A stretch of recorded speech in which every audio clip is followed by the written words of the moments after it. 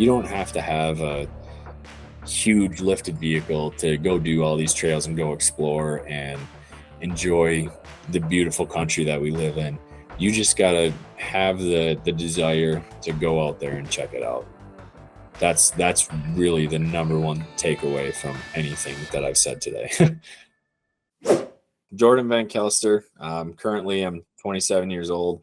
I went to college in the Upper Peninsula, Michigan, where I got a bachelor's degree in mechanical engineering.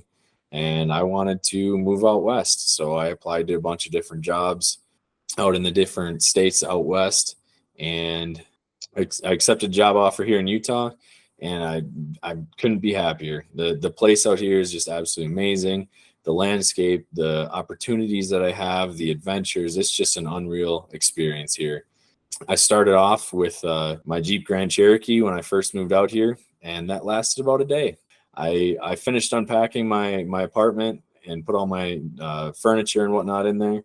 My buddies that came down to help me move in, I took them up on the mountains behind my house, and my Jeep overheated and blew up, basically. So I thought it was just a radiator leak. We were having some issues, it overheated, and I'd be able to fix that and replace it. But no, I blew the motor in my Jeep. After about a month of riding my motorcycle around and transporting me back and forth to work, I ended up finding a 4Runner that I was able to buy from a dealership up north in Salt Lake area, and brought that home, and I've had it to this day, and I couldn't be happier. I currently have like 83 or 84,000 miles on it in just over 3 years. So I've put it through her paces.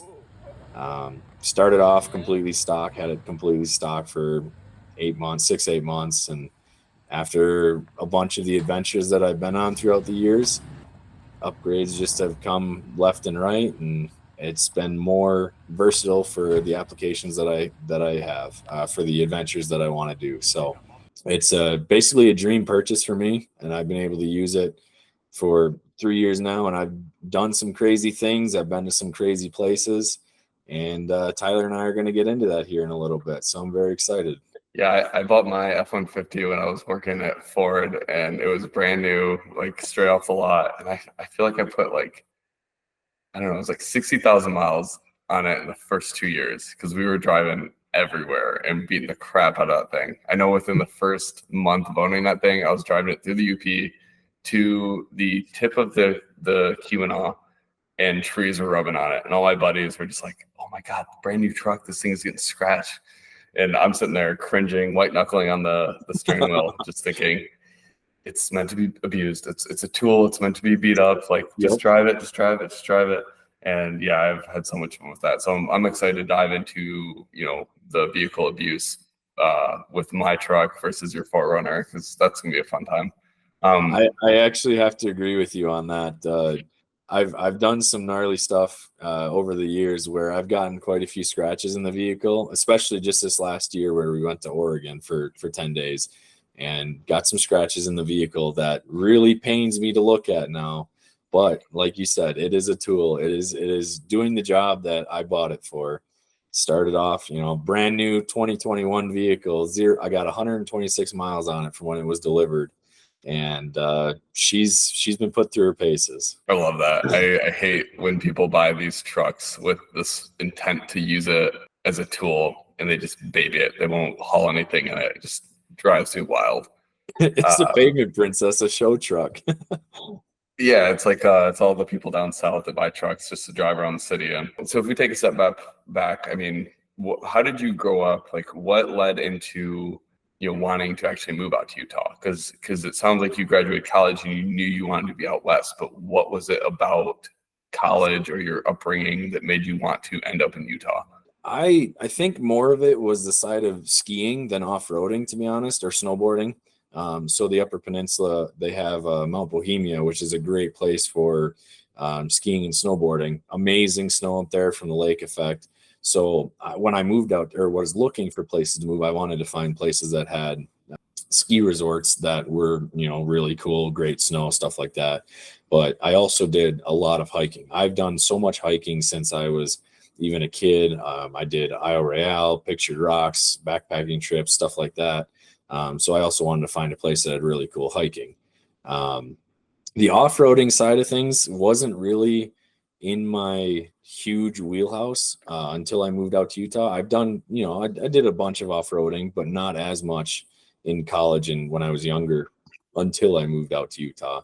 Um, so in the fraternity at Sigma Tau Gamma, when I first joined it in 2015, I think it was the spring of 2016, we had a bunch of brothers that, were very outdoorsy people, um, all loved off-roading and taking our vehicles and pushing through some stuff. So we had like 35 people crammed into 6 vehicles. We had a Ford Ranger that was a little bit lifted and built out with a winch, probably the most capable vehicle out of our fleet that day. We had a Chevy Silverado that was lifted with some bigger tires, completely stock Suburban that should not have been out there for what we were doing. It was way too heavy and way too low to the ground for everything we were doing. We had an older Jeep Grand Cherokee that was lifted with some bigger tires, completely stock Wrangler Rubicon, and then a 4Runner that was stock with just some, better tires. Anyway, so we started off with just a casual, day of going on some dirt trails and muddy trails.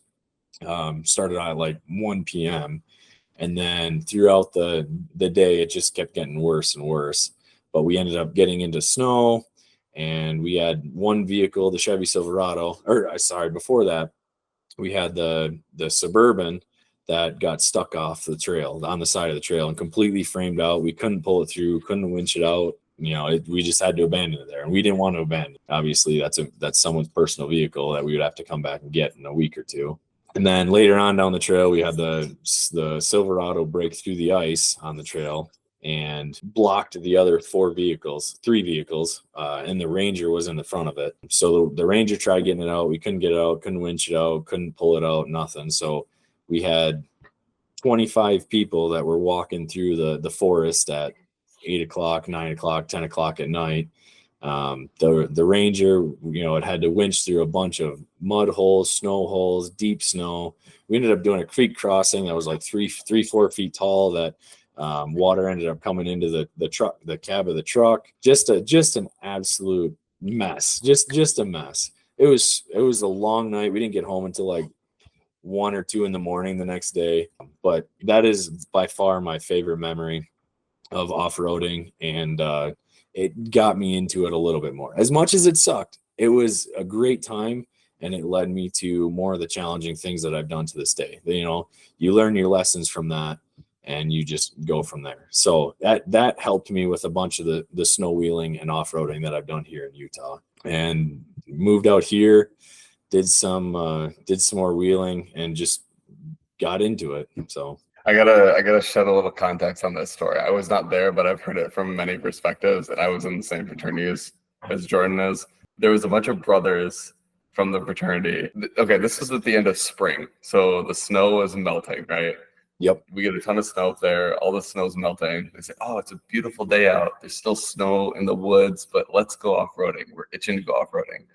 And what we did is we always had a senior barrel, and all the graduating brothers would come together and buy a bunch of kegs for the house, invite all their friends over so that they can come and drink and hang out with them and say goodbye and congratulations for their time up at TAC. And they wake up, they go out early in the morning, and they say, "Let's go off-roading before our senior barrel. It's gonna be great." And with everything that Jordan just explained, these brothers were stuck in the woods, missed their own senior barrel, got back at like 3 or 4 in the morning, as he said, and everyone was gone. Like, they missed their entire party. They bought these kegs for this party, and they just get back, and I can imagine they just sat down on the couch and was like, I would love to have one of the beers from my barrel that I missed, and like just pour a beer, drink that, go right to bed, because they're so whooped and exhausted from this adventure they survived. Every time I hear this story, it's the funniest thing in the world for me. And yeah, you got like you said, a type 2 fun taste of the best worst thing that could happen in off-roading. You get stranded, but you made it out. No one got hurt. You got all the vehicles out several weeks later. I was in that Suburban that got stuck on the side, and we went into this venture. It was 50, 60 degrees outside. It was a beautiful day. Like you said, a beautiful day in the afternoon. I was in tank top and in a tank top and shorts, athletic shorts. And so, we had to walk out of there at 10, 11, 12 o'clock at night until, it ended up being later than that even, but it got down to 30, 40 degrees. We were freezing. There were so many people that were just cold, and we're just huddled together. We're trying to survive. It's like, anyway, that's a little bit more information that we need to get into right now, but it was an adventure for sure. Oh my God, that's so good. And was it your time up at Tech that solidified you wanting to move out to Utah? You wanted to hike, you wanted to do the snow, and you got that taste of off-roading? Absolutely.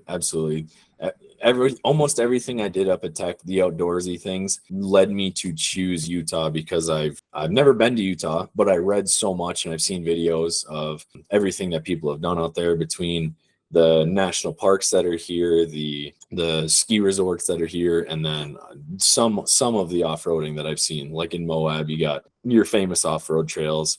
I didn't expect to ever be able to do them someday, but we'll get into that in a little bit. But yeah, it definitely solidified my choices. Like, this state has everything that I want and more, and it's super appealing for me. And it still is to this day. I've been out here for just over 3 years now, and I don't look back on it at all. It's just amazing. Well, I hope you enjoyed that video introduction to me and my off-road adventures, how I got started with them, and a little bit of my hiking background. If you want to check out more of the video, the rest of it is going to be posted on Tyler's podcast, the Type 2 Fun podcast. So go check them out. I'll put a link in the description below, and you can go check it out and see the rest of the video and how I've modified my vehicle a little bit over the years and some of the other adventures that I've done. In the meantime, thanks for watching, and I'm going to enjoy my nice steak and rice with Tucker and a nice beer.